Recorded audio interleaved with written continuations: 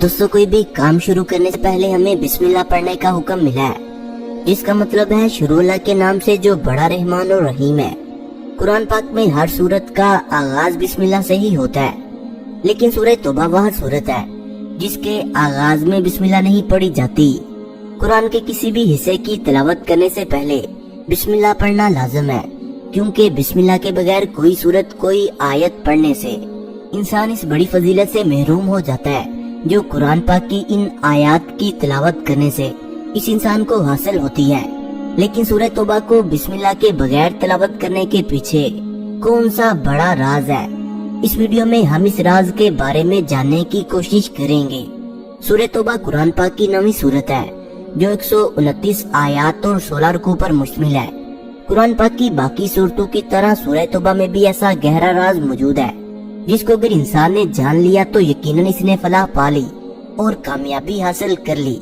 लेकिन सूरह तौबा और कुरान पाक की बाकी तमाम सूरतों में एक वाज़िह फर्क ये है कि इसके आगाज में बिस्मिल्लाह नहीं है। ये सूरत दो नामों से मशहूर है, एक अल तौबा और दूसरी अल बरा। तौबा इस लिहाज से कि इसमें एक जगह बाज़ अहले ईमान के कसूरों की माफी का जिक्र है, और अल बरा इस हिसाब से कि इसके आगाज में मुशरिकीन के बरिअज़ुम्मा होने का ऐलान है। तौबा का मतलब गुनाहों की तारीकियों से खुद को रोशनी की तरफ लेकर जाना है, वो रोशनी जिससे अल्लाह का खास इनाम एक इंसान के लिए मौजूद होता है, जिसको तौबा करने से ताकत मिले। असल में वही शख्स कामयाब होता है, बशर्ते ये कि वो मरते दम तक अपनी तौबा पर कायम रहे।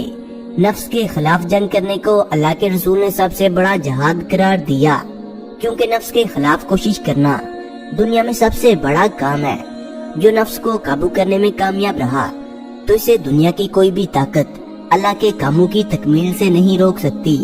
जो लोग गुनाह के बाद नदामत महसूस करते हैं और इस गुनाह के बाद इस तरह बेचैन होने लगते हैं जैसे कि पूरी दुनिया इन पर तंग हो गई हो, तो तब वो जब अल्लाह ताला से अपने गुनाहों की माफी तलब कर रहा है तो अल्लाह पाक इसकी तौबा कबूल फरमाता है।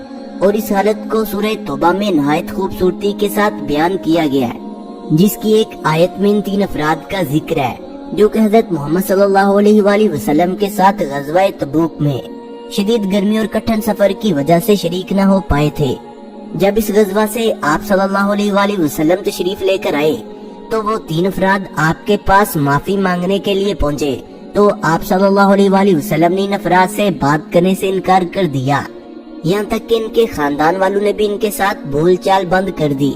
फिर सूरह तौबा की आयत नंबर 118 में अल्लाह पाक ने इरशाद फरमाया, और इन तीनों पर भी जिनका मामला मुलतवी किया गया, यहाँ तक कि इन पर जमीन कशादा होने की बजाय तंग होना शुरू हो गई और इनकी जान भी इन पर तंग हो गई, और इन्होंने इस बात को समझ लिया कि अल्लाह पाक से अब कोई पनाह नहीं। फिर भी वो इसकी रहमत की तरफ मतवजा हुए ताकि वो तौबा कर सके। बेशक अल्लाह तौबा कबूल करने वाला मेहरबान है। ये कुरान पाक की वह सूरत है जिसके शुरू में बिस्मिल्लाह नहीं है, और मुफस्सिरीन किस बारे में मुख्तलिफ राय हैं, जिनमें से एक मुफस्सिर की राय ये भी है कि आप सल्लल्लाहु अलैहि वसल्लम पर जब भी कोई आयत नाज़िल होती तो आप सल्लल्लाहु अलैहि वसल्लम सहाबा कराम को बुलाकर इस आयत को जिस जगह जिस सूरत में लिखना होता इसको लिखवा लिया करते थे।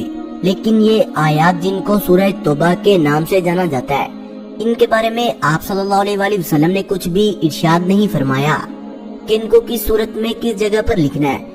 इसलिए ऐसा समझा जा सकता है कि ये भी एक मुस्तकिल सूरत होगी। तमाम सूरह इनफाल की आखिरी और सूरह तौबा की पहली आयत मज़ामीन में मुनासबत पाई जाती है। दोनों सूरतों में मुनासबत की वजह से सूरह तौबा को सूरह इनफाल के बाद रखा गया। दूसरी तरफ जब एक सूरत को दूसरी सूरत से अलग करना होता तो बीच में बिस्मिल्लाह लिखी जाती थी ताकि ये मालूम हो कि दोनों सूरतें अलग अलग हैं।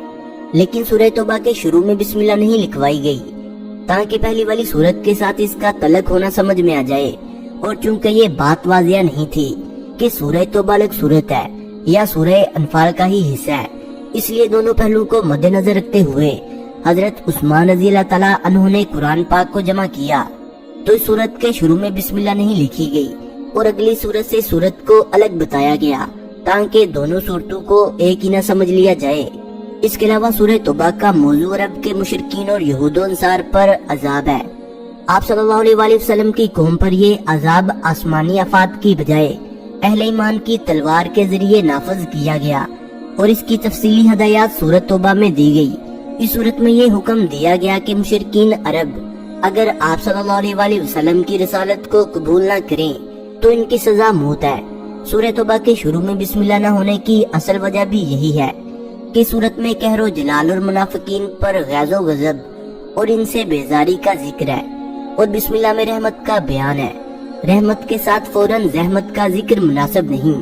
एक रवायात में यह भी है कि इस सूरत के शुरू में बिस्मिल्लाह नहीं लिखी गई, तो इसकी असल वजह यह है कि हजरत जबरील अलैहिस्सलाम इसके साथ बिस्मिल्लाह लेकर नाज़िल नहीं हुए थे और आप सल्लल्लाहु अलैहि वसल्लम ने भी बिस्मिल्लाह लिखने से मना फरमाया था।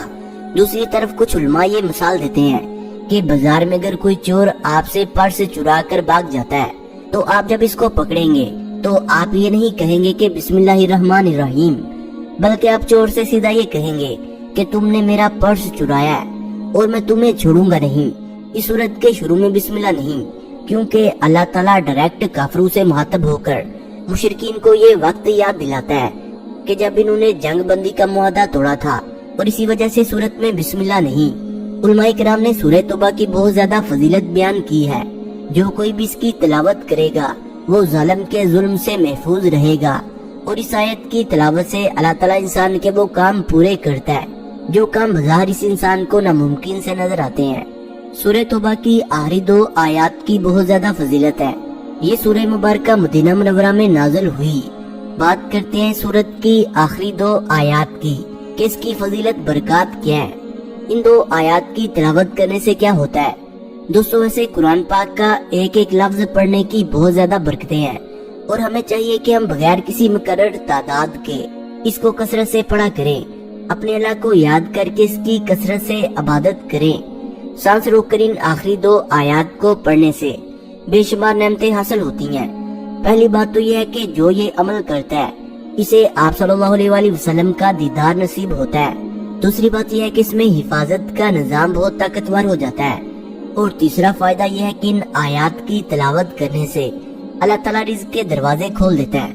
दोस्तों, कुरान मजीद वो किताब है जिसको दीन के मामले में इंसानियत की हदायत के लिए उतारा गया। इसको आप सल्लल्लाहु अलैहि वसल्लम पर नाज़िल किया गया और इस किताब से इस्तिफादा इसी सूरत में हासिल किया जा सकता है। जब इसको पढ़ें, इसकी तिलावत और इसका मुतालिया करें। कुरान पाक हमें तसव्वुर देता है कि इंसान फानी है और एक दिन इसने अपने खालिक़े हकीकी के हुजूर पेश होना है। एक दिन एक कठिन इम्तिहान होगा। इस इम्तिहान में कामयाबी के लिए लाजम है कि अभी से इसकी तैयारी कर ली जाए। दोस्तों, वीडियो अच्छी लगने की सूरत में से लाइक करें, कमेंट करें और अपने दोस्तों से शेयर करें। और जिन्होंने अभी तक हमारे चैनल को सब्सक्राइब नहीं किया वो इसे सब्सक्राइब करते हुए बेल आइकन पर क्लिक करके ऑल नोटिफिकेशन को इनेबल कर लें। मिलते हैं एक नई वीडियो के साथ, तब तक के लिए खुदा हाफिज।